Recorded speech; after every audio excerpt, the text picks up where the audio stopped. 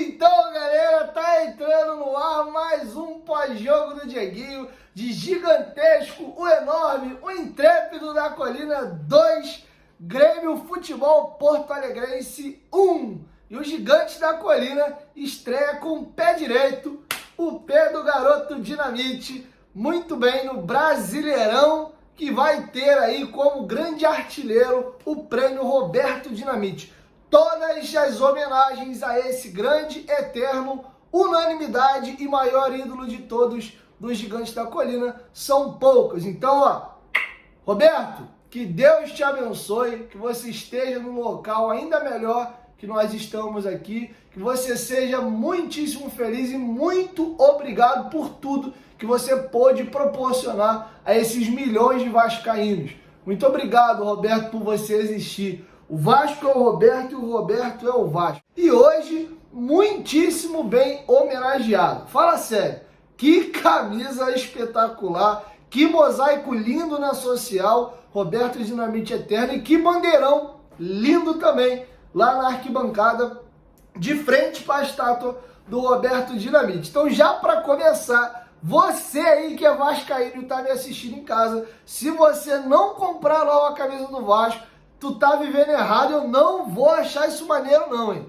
Camisa toda em homenagem ao Roberto Dinamite, a nossa faixa diagonal é diferente, ela acaba um pouco mais em cima aqui, parecendo de fato uma faixa de campeão, ela passa toda a extensão da camisa, tem uma faixa branca aqui linda, belíssima, a minha já tá garantida lá na Gigante da Colina Recreio, vou pegar amanhã, tá? Então pede logo a sua na Gigante da Colina Recreio, tá passando para vocês aí na tela o número de WhatsApp deles. Ontem vendeu demais, o Rabisco até falou de sei não, hein, mano, acho que vai acabar isso aí até amanhã, então pede logo a tua, porque a rapaziada tá comprando com força, eles entregam para todo o Brasil, tá bom? Você pode comprar no Pix, comprar no cartão, parcelar. Temos o nosso cupom FUTEBOLACO15, você ganha 15% de desconto em vários produtos selecionados. Tem promoções rolando na loja, inclusive, nesse momento. Gigante da Colina Recreio, parceiro do canal Futebolaço, pede lá a sua nova camisa do Vascão. E tá aproveitando que você tá feliz e animado,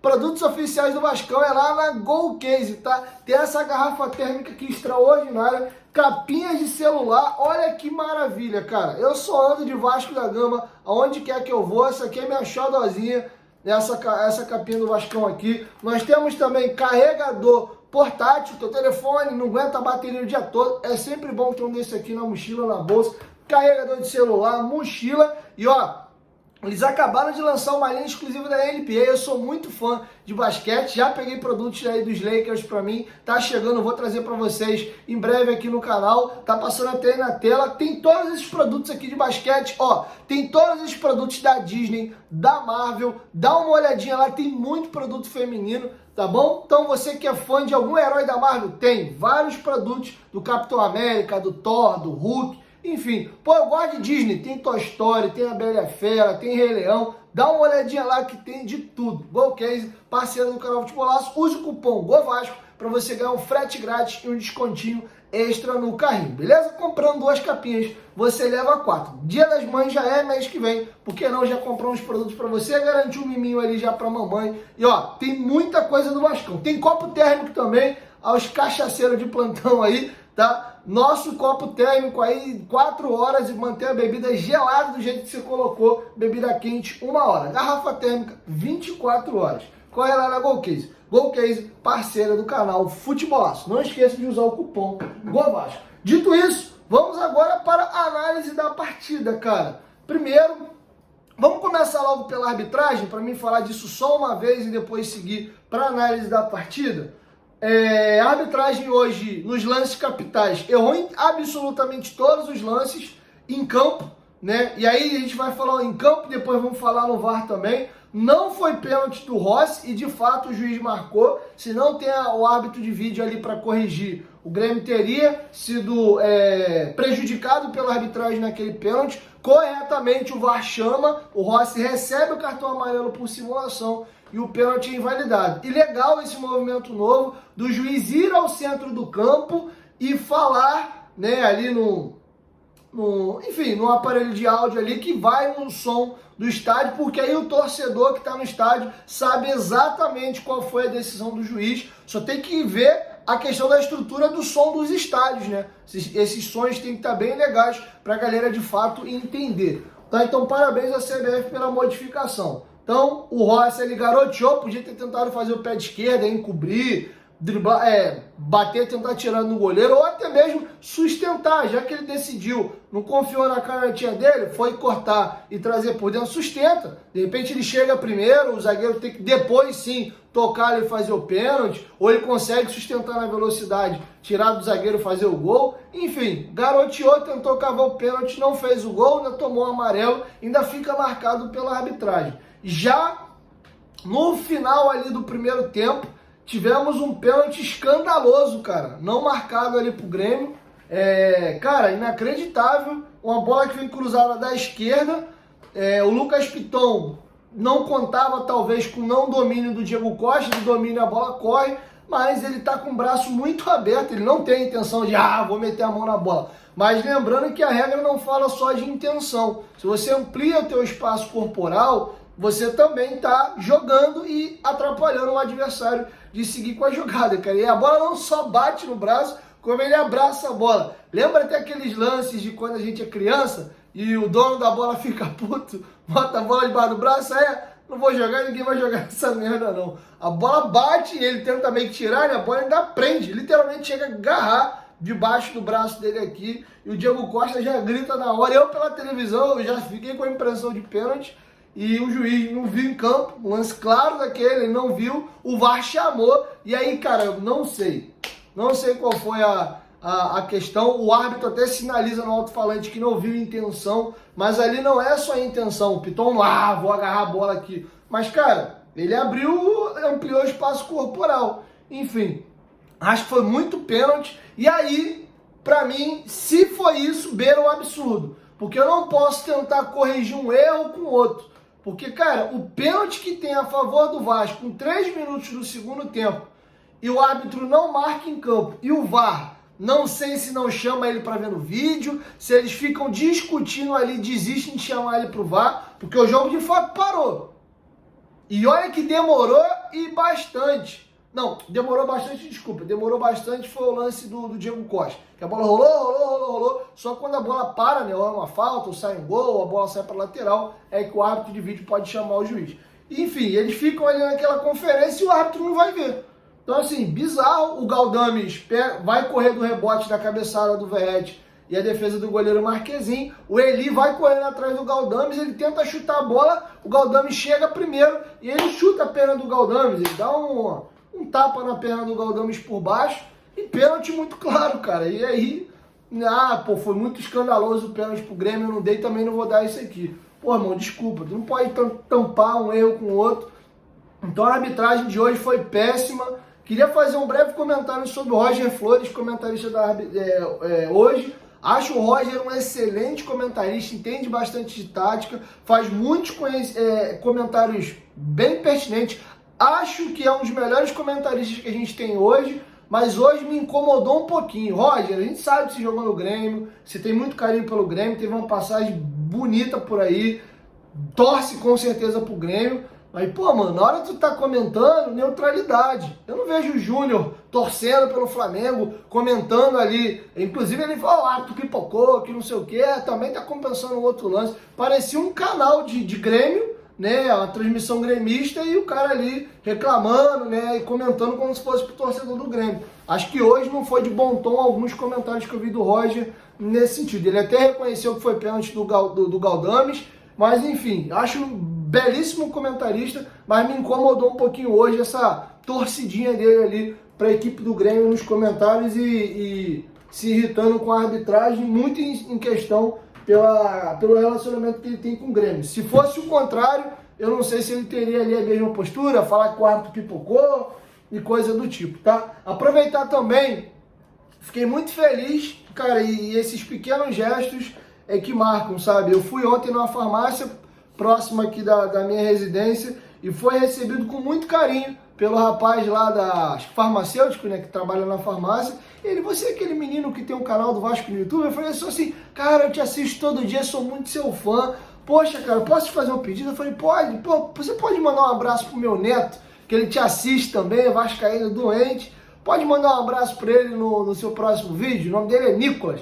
Eu falei, poxa, se eu lembrar, porque vira e mexe a galera me para na rua, mas eu esqueço, cara, é muita coisa pra fazer e vou gravar e depois eu não lembro. Ele, pô, posso anotar no papel? E aí eu te dou e você não esquece, você manda um abraço pro meu neto? Falei, não, claro, pô, pode fazer. E eu gravei um vídeo mais cedo hoje, esqueci. E agora no pós-jogo eu deixei o papelzinho em cima do meu balcão aqui do meu escritório. Aí eu vi, eu falei, opa, agora é a hora, melhor ainda, no pós-jogo, vitória do Vasco. Então, Nicolas, que Deus te abençoe.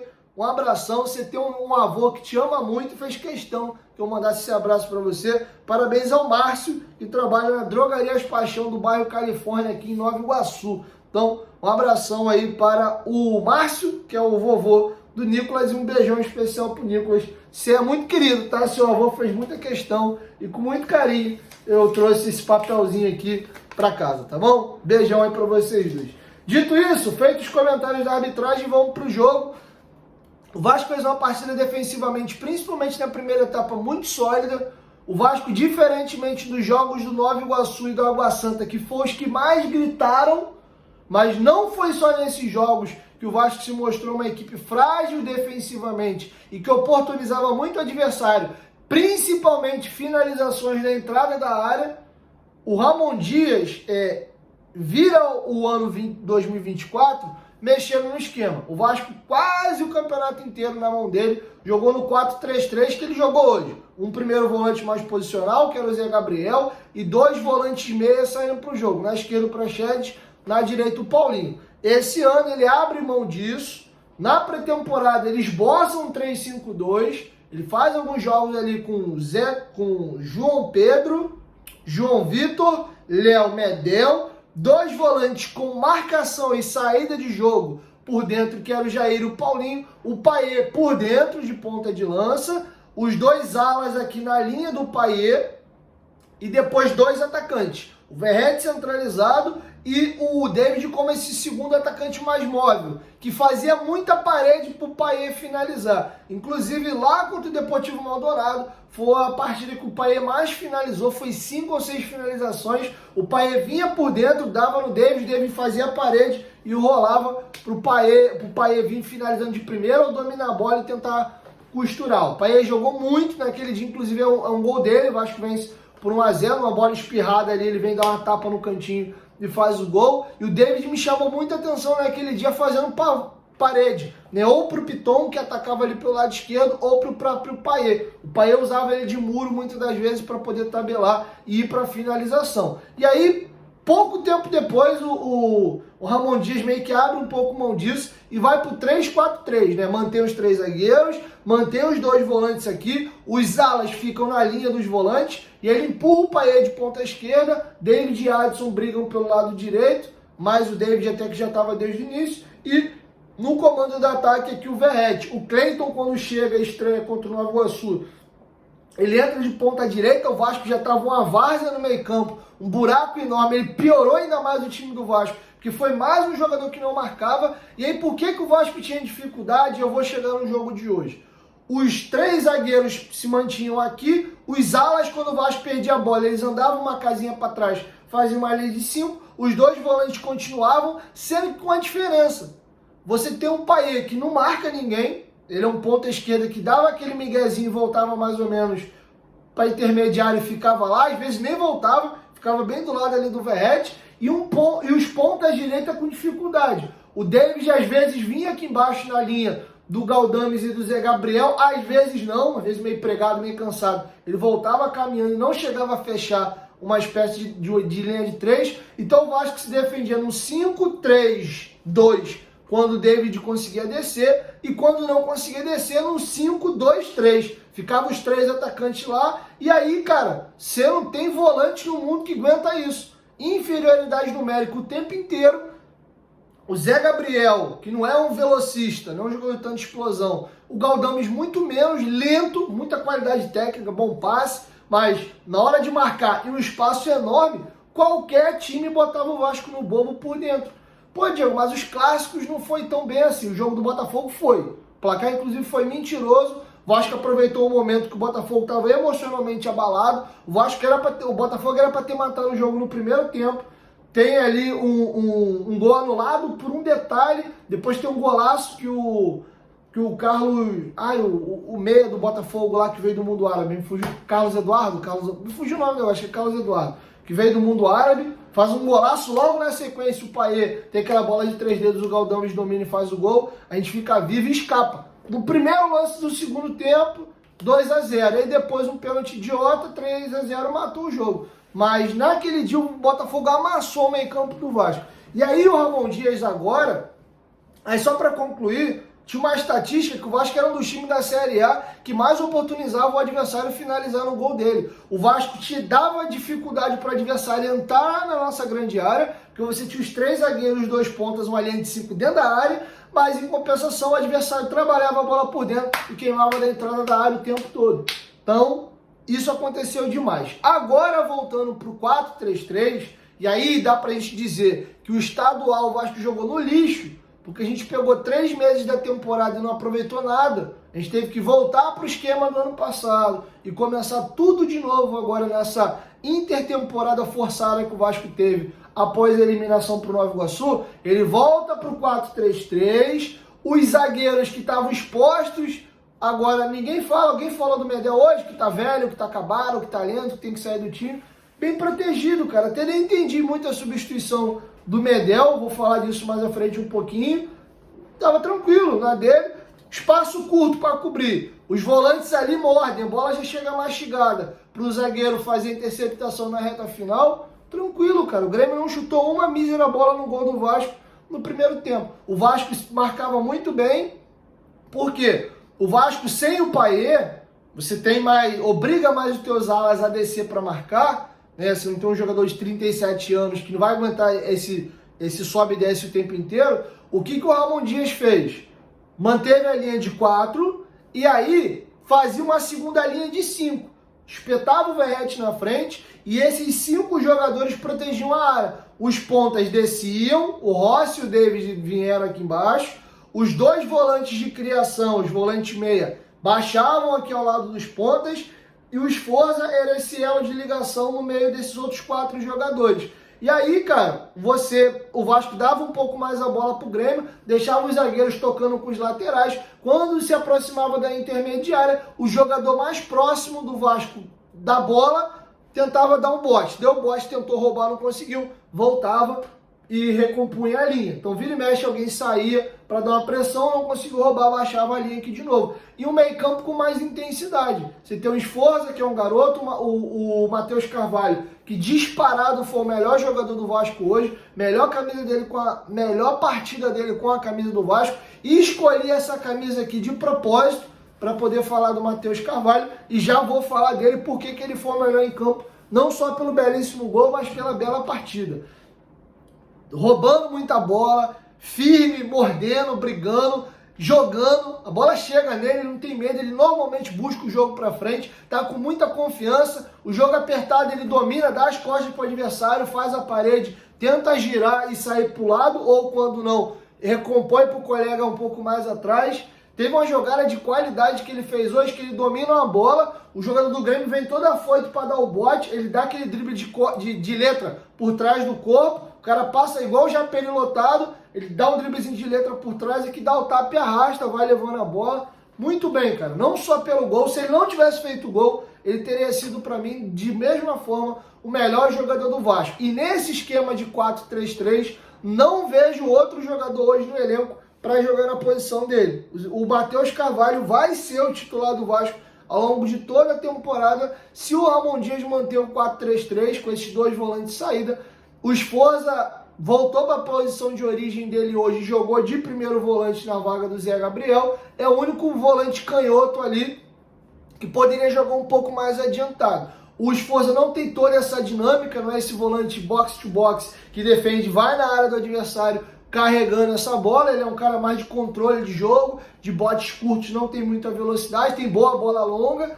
O Matheus Carvalho não, ele sobe e desce e com muita tranquilidade. O Praxedes seria o cara para brigar com ele, mas hoje tem uma diferença colossal entre o que o Matheus Carvalho está entregando e o que o Praxedes entrega. O Praxedes do ano passado, né, naquela arrancada do Vasco com o Ramon Dias, brigaria por posição com o Matheus Carvalho. Hoje não. E aí, por que eu escolhi essa camisa? E não sei se esse vídeo vai chegar em você, mas é especial para você, Matheus.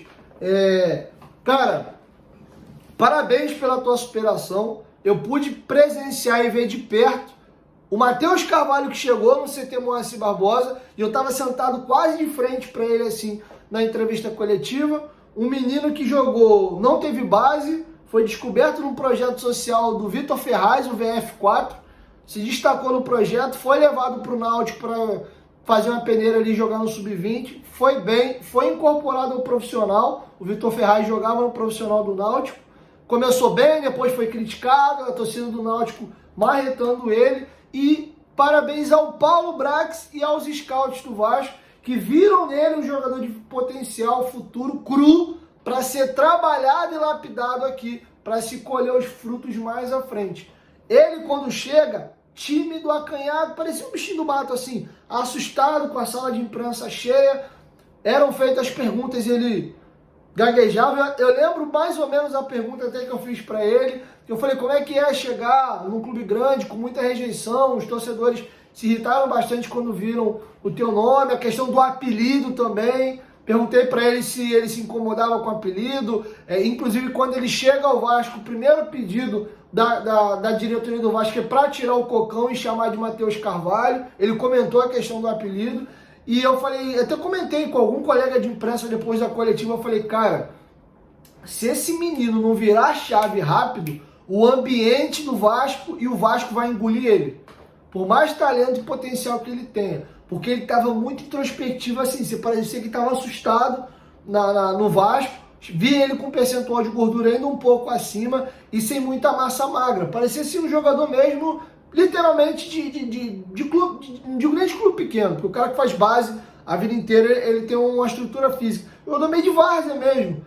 E eu falei, bom, tomara que o Papai do Céu abençoe. O assessor de imprensa dele, muito legal, nem me recordo o nome dele aqui. Chegou, galera, esse aqui é meu contato, se vocês precisarem aí, que você queria saber alguma coisa do Matheus, estou à disposição. E o GE fez uma matéria muito legal, contando o bastidor dessa transição do Matheus, do Náutico para o Vasco. Primeiro, os empresários e a família decidiram não deixar ele morar ali num apartamento pé na areia, de frente para a praia, num lugar mais badalado. Morou ali próximo do CT na Barra, mas num condomínio um pouco mais simples, sem toda essa badalação. Fizeram questão que os pais fossem morar com ele dentro do CT, morar com ele no apartamento.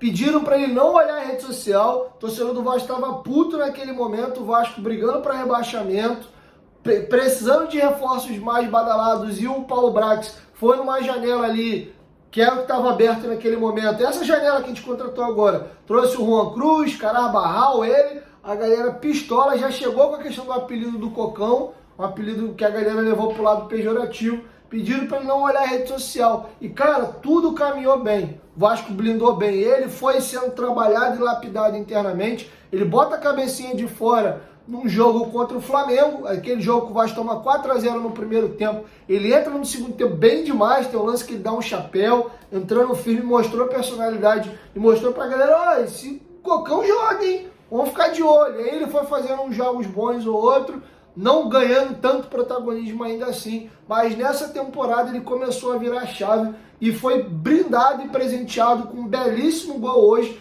e de longe o melhor jogador do Vasco. De novo, não sei se esse vídeo vai chegar até você, tô falando aqui do fundo do meu coração. Parabéns, o céu é o limite, parabéns pela família, pela criação, pelos empresários que tiveram essa visão. Muita gente chega num clube igual o Vasco e acha que já venceu, que já resolveu a vida, dá uma emocionada e começa a fazer cagada, inclusive jogadores que vieram da base do Vasco. Marcelo Cabo lá no Futebolaço Podcast falou que o Juninho deu uma emocionada. O próprio Juninho lá no podcast falou a mesma coisa. Juninho, MT, tiveram alguns jogadores que tiveram isso. O Carlos Brasil falou um pouco disso também com relação ao Riquelme, e ele não, foi numa linha muito legal e está colhendo os frutos. Então parabéns a você, aos seus pais, aos seus empresários e o Vasco também, que soube ir por cima da opinião pública naquele momento que não era boa. Eu era um que não era favorável à contratação naquele momento, pelo que o Vasco estava precisando, mas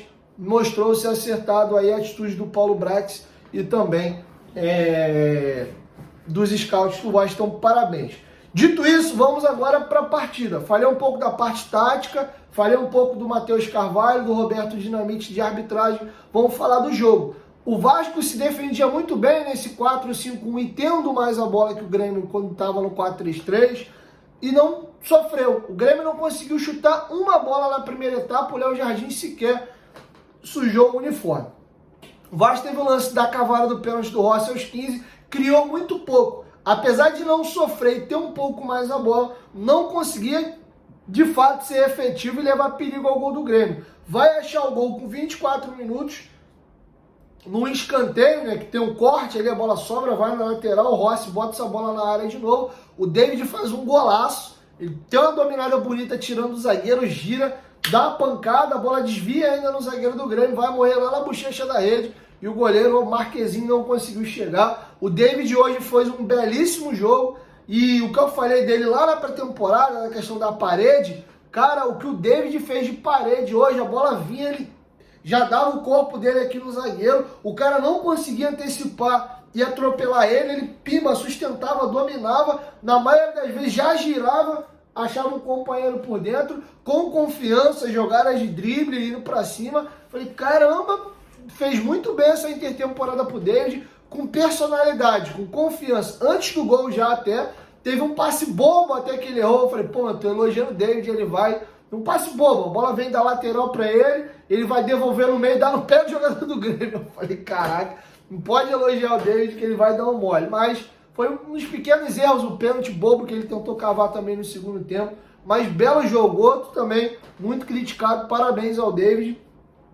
O trem tá solto, bota o homem pra correr, zagueiro bateu no muro e mais um gol do DVD. Gravei a música do homem, golaço. Fez um partidaço. Com 37, o Rossi bate o escanteio e aí o Matheus Carvalho, com a perna que não é boa, gira em cima do próprio corpo, dá uma chapada na bochecha da rede, o Marquezinho pula de novo, sem desvio dessa vez, e não consegue achar 2-0. E tu vê a emoção na cara do Matheus, né, cara? Primeiro gol no profissional, moleque felizão da vida, num dia especial, e abertura do Campeonato Brasileiro, jogo televisionado pro Brasil inteiro, homenagens ao Roberto Dinamite, e o moleque faz o gol da vitória ali, 2-0. Depois tem um cruzamento de novo do Rossi, que fez um bom jogo hoje, o Verratti cabecete, o Galdames entrando sozinho, mas vai esperar o Verratti ter a posição de finalizar e deixar para os outros, né? Centroavante nato, cabeceou para fora sem perigo. Primeiro tempo, 2-0, de novo, o Vasco se defendia muito bem quando não tinha bola nesse 4-5-1,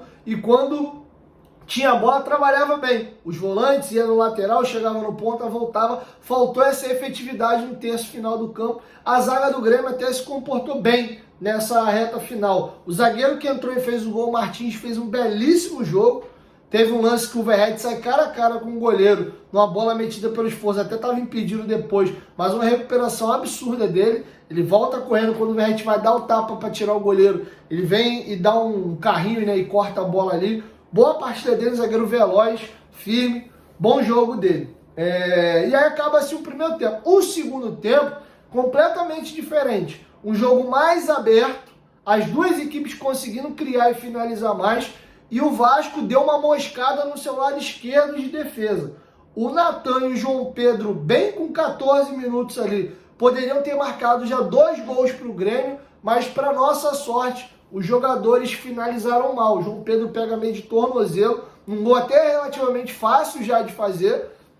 O Léo Jardim sai, o canto está bem aberto e ele finaliza cruzado para fora. E o Natan depois de novo. 2 jogadas que a bola vem tabelada e os adversários entraram fácil ali entre o Léo e o Piton, no lado que tem mais o Matheus Carvalho ali.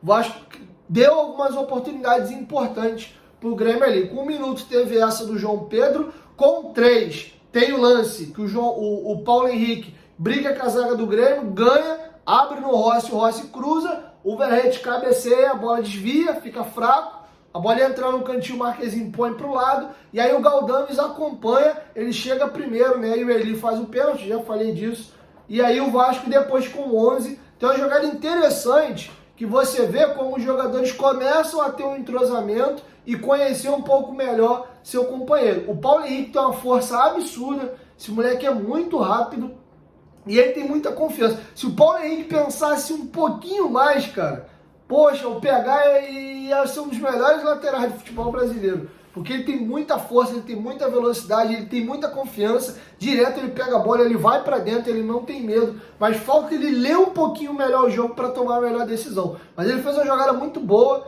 ele domina a bola, não lembro quem faz a parede para ele, longe. O jogador estava longe, ele deu. E aí o cara, já conhecendo o companheiro, já viu que tinha um espaço. Quer saber? Eu vou escorar de primeira para um espaço vazio, pro buraco, e vou confiar que o PH vai fazer a diagonal e vai tacar a bola. Não deu outro. PH deu, já passou voado, o jogador fez a parede, os jogadores do Grêmio não acreditavam talvez que o PH ia dar e ia passar, e aí ele vem, domina, vem trazendo por dentro, bate de canhota por cima, sem muito perigo, mas achei interessante essa jogada do Paulo Henrique e mostra um pouco desse entrosamento. Ele tá me lembrando um pouquinho, guardado as devidas proporções, o Madison, que era um lateral muito agudo, era a válvula de escape, corria com a bola. Teve um lance hoje que ele veio arrastando, e o Vasco poderia ter feito gol e não fez.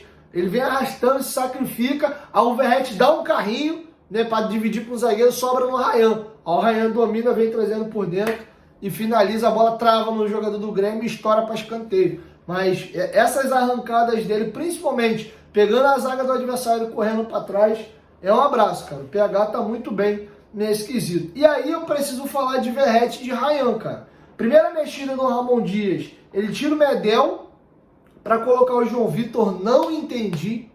O Medel saiu inclusive com a cara de não saiu com cara de bons amigos, não vi ele fazer nada no banco, mas ficou com a cara de que não gostou. Ele saiu entre 14 e 15 minutos, e logo depois o Vasco toma o gol do 2-1. O João Vitor entra na zaga, até participa do lance que gera o escanteio que sai o gol do Grêmio. Ele tira o Rossi, aí tudo bem, o Rossi podia estar um pouco mais cansado. O Rossi que ficou essa semana nesse imbróglio de sai, não sai, vai pro Santos, vai pro Goiás, eu quero ficar aqui, mete aqui é Vasco, dizendo que não quer ir embora e tal, e jogou bem, cara, fez um jogo muito bom. Todas as jogadas do Vasco no primeiro tempo saiu dele, o pênalti que ele cavou, o escanteio, a bola cruzada pro gol do David é dele, e também o escanteio batido pro gol do Matheus Carvalho. Muito bem o Rossi, e ele também que cruza a bola pro Verratti cabecear, o goleiro espalmar e ser o pênalti no Galdames que o árbitro não marcou. Então o Rossi foi decisivo demais hoje na partida.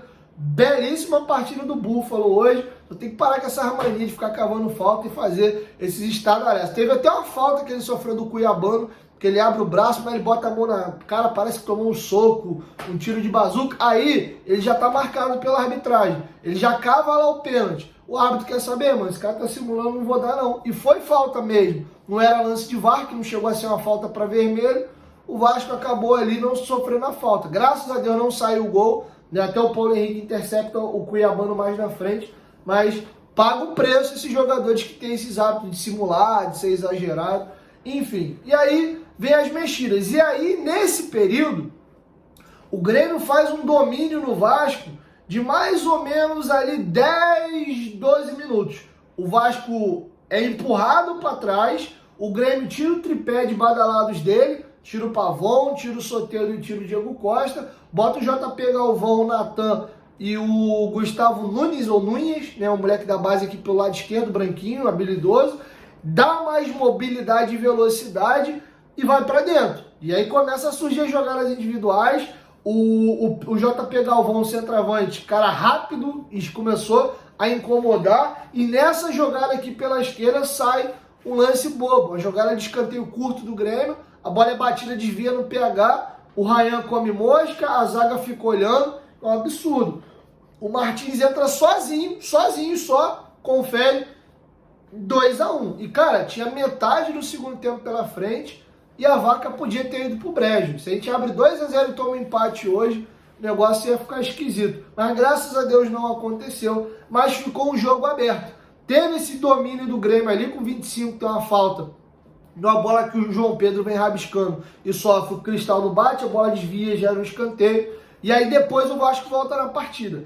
E o Verratti, que fez um jogo muito abaixo hoje, brigou muito com a bola fora da área, não conseguiu, na sua maior característica, que é o jogo aéreo, o Eli teve muita vantagem em cima dele, hora antecipando, teve algumas faltas do zagueiro do Grêmio em cima do Verratti, que o árbitro ignorou, e quando era o Verratti ele marcava a falta, me incomodou um pouquinho a arbitragem hoje, mas enfim, o Verratti fez um jogo bem abaixo, e dá para dizer tranquilamente que dos jogadores do Vasco de linha, hoje ele foi o que teve mais abaixo, o time o time todo jogou bem, o Pirata teve um pouquinho abaixo. E o Ryan, cara, entrou fazendo uma fumaça do caramba na posição dele. O Ryan é ponta direita e não centroavante. Ele até joga ali, quebra um galho, mas o Ryan é ponta direita. Ele é esse canhoto que joga aberto, trazendo por dentro, sendo que em vez de preparar para os outros, ele faz a jogada para ele mesmo finalizar no gol. Tanto é que ele jogava muito com o GB. O GB era o centroavante e o Ryan era esse ponta direita. E na dele hoje criou muito. Ele finalizou com 26, com 30, com 34, com 49, né? Então teve muita jogada, inclusive o Verratti puto, que às vezes ele trazia, tinha a opção de dar no Verratti, ele mesmo ia e dava no gol. Teve uma jogada que ele irritou o Verratti, mas tá certo, cara. Jogou bem, fez um jogo muito bom hoje e ele entrou com 15 minutos mais ou menos, 30, 35 minutos em campo. Ele criou muito mais do que o Verratti durante todo o jogo e foi o jogador do Vasco mais finalização hoje. 49, 36, 34 e também aos 30 e 26. Parabéns, bom jogo hoje do Ryan. Preciso muito falar de um jogador. O Galdames vinha fazendo um bom jogo, esse volante com mais qualidade para reter a bola. Ele é um meia mesmo jogando de volante, jogando de cabeça em pé, tem bola longa, eu gosto dele, principalmente com a bola, na hora de marcar. Hoje você viu que essas mini férias que o Vasco deu para ele fez bem, ele estava jogando pregado e morto no estadual, visivelmente também sacrificado pelo esquema, que ficava ele e o Zé Gabriel igual a barata correndo atrás dos outros, e aí você sacrifica e mata qualquer jogador, mas hoje não, na dele, mais protegido, fazendo uma função específica, cobrindo uma faixa de campo menor e tendo espaço para jogar, fez um bom jogo. E aí sai ele entra o JP, que também é JP Galvão. É estranho você ver 2 JP Galvão e 2 em campo, é raro, mas aconteceu isso hoje. Entrou com a camisa 98 e que partida que esse moleque fez, hein? Roubando bola, e um negócio que me chamou a atenção, a facilidade que ele tem para arrastar, cara. Teve um lance que ele dá um carrinho, rouba, aí tá no chão. Falei, mano, ele vai cavar a falta ou vai se embaranar ali, vai sofrer a falta. Ele divide, ganha, cai, ele já levanta rápido e o cara do Grêmio vem tentando puxar ele, ele sustenta. E vai arrastando, arrastando, o cara vai fazer a falta dele mais na frente. Falei, caramba, e várias vezes ele fez isso. Várias vezes ele fez isso. Teve uma metida de bola bem interessante que ele dá no Verratti. Me chamou a atenção, cara. Você vê ele com estrutura já de jogador adulto, espanturrilhão, cara com a estrutura física e uma caixa legal. Os jogadores do Vasco vinham muito franzino pro profissional nos últimos anos. O JP me chamou a atenção. Já é um pouquinho mais velho, tem 19 anos de idade. Caixa de jogador adulto, né? Gostei, cara. Parabéns. O Rojas entrou. E aqui eu preciso fazer um comentário que me incomoda um pouquinho. O que aconteceu com o Maicon, cara? O Rojas entrou até bem hoje. Ele entra primeiro de lateral na vaga do Paulo Henrique. Depois, o Ramon Dias faz uma substituição. Aí ele empurra o João Vitor para lateral direita, empurra o Rojas para zagueiro. E ele até intercepta algumas bolas. Ele não jogou mal, não. Mas, cara, o Maicon acaba o ano 2023 como o melhor zagueiro do Vasco. E hoje, esse ano, ele praticamente não joga. Daqui a pouco, a gente vai arrumar a sarna para se coçar pro Maicon aceitar uma proposta e ir embora. O Vitória estava em cima aí, doido para contratar ele. Ele hoje está atrás do Medel, está atrás do João Vitor, está atrás do Rojas. O Léo já joga pro outro lado, é canhoto. Ele virou a quinta opção da zaga do Vasco. Acho que desnecessário, né? Enfim, tá feito o registro. E aí, enfim, o jogo fica um pouquinho aberto, o juiz me dá 8 minutos, depois vai me dar mais um, dá mais um, dá mais um. Tava querendo emoção, professor. Então, parabéns ao Vasco, belíssima estreia, venceu bem, com tranquilidade. Poderia não ter tomado aquele gol bobo e passar com a defesa em branco, mas vale aqui um comentário. Nem ao céu e nem ao inferno. Não é porque o Vasco ganhou do Grêmio hoje que o Vasco vai brigar por Libertadores, vai ficar na primeira metade da tabela, que a vitória de hoje não sirva para poder mascarar as fragilidades do elenco do Vasco. O Vasco tem time para jogar um pouco melhor? Tem. Inclusive, eu falei isso aqui no canal. Não acho que o Vasco vai lutar contra rebaixamento, mas se não abrir o olho, vai sofrer.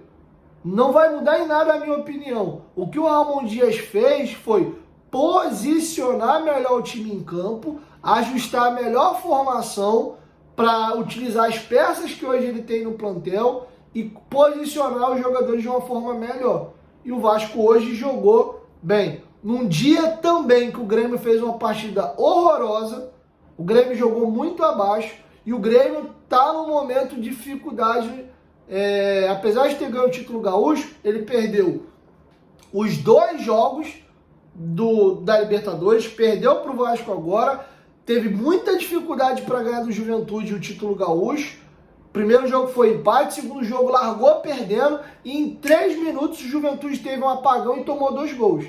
Então não foi essa teta. O Grêmio perdeu a Recopa Gaúcha para um time pequeno, vem tomando muitos gols.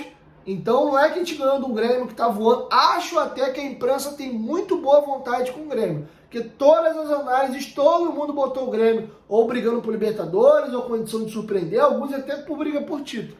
Acho que tem alguns clubes que se tem boa vontade demais e outros que se tem muita má vontade. Muita gente, inclusive, botou o Vasco ali na lista dos times que vão lutar mesmo contra rebaixamento. Eu acho que a gente nem vai brigar contra rebaixamento do campeonato todo e nem acho que a gente vai brigar por alguma coisa em cima, a não ser que reforce. Mas num time ali de 9º para 14º, acho que a gente vai ficar boiando nessa zona aqui de campeonato. Pode ser que encaixe, dê tudo muito certo e a gente entregue um pouquinho mais, tá? Então não é para ficar, meu Deus, numa toque, vamos ser campeão agora porque ganhou do Grêmio, e nem também para achar que o elenco é uma desgraça, é uma tragédia. O Vasco, de novo, gastou muito mal o recurso.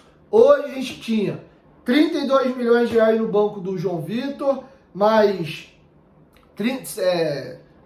25 milhões de euros de reais no banco com o Adson. Hoje o Sforza foi ser titular e foi um jogador que custou 5 milhões de dólares. O Cleiton, que é reserva do Verratti, custou 18 milhões de reais e foi contratado de fato para ser sombra do Verratti. Então tem muito dinheiro gasto. O Rojas custou 3 milhões de reais, também é reserva. Então foi muito recurso mal empregado. Eu não vou mudar nada do que eu falei pela vitória de hoje, tá? Então é importante a gente registrar isso aqui. Boa sorte ao Vasco. Estou muito feliz que vem essa aura positiva. A galera tava muito pistola, muito irritada, que a gente tem uma semana leve. Tem um jogo difícil agora fora de casa contra o Red Bull Bragantino, mas é sempre bom vencer e começar o campeonato de pé direito, beleza? Quero te ouvir, deixa a sua opinião aqui embaixo nos comentários e garante a tua camisa lá na Gigante da Colina Recreio. Tu vai ficar sem, vai ficar, pô, cadê a camisa? Acabou. E tô falando, Gigante da Colina Recreio, parceiro do canal Futebolaço. Tamo junto.